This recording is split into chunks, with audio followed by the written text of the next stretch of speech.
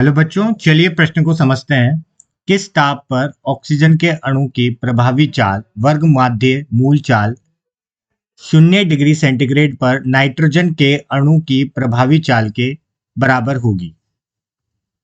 तो सबसे पहले देखते हैं हम मुख्य अवधारणा।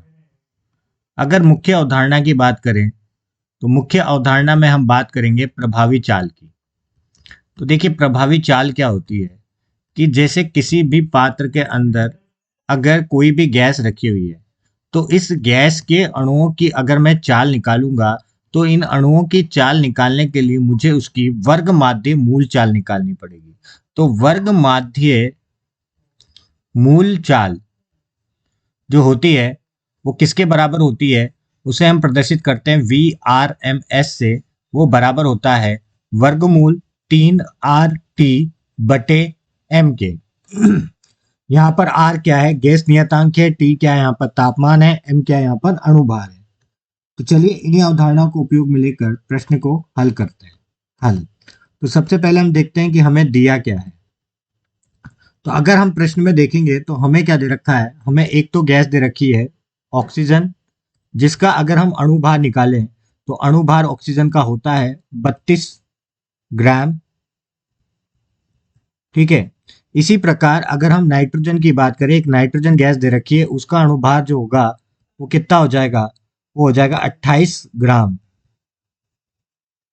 28 ग्राम। तो अब हमें क्या दे रखा है?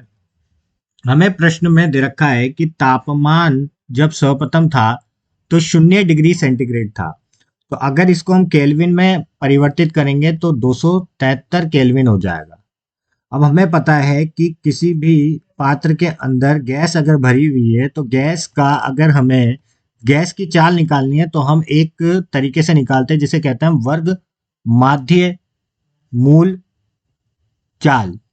ठीक है, जिसे हम प्रदर्शित करते हैं VRMS से, जिसका सूत्र होता है वर्गमूल 3RT बटे M। अब हमें प्रश्न में दिया हुआ है कि जो वर्ग माध्य मूल चाल है ऑक्सीजन की और वर्ग माध्य मूल चाल है नाइट्रोजन की, वो दोनों के दोनों क्या है? बराबर है।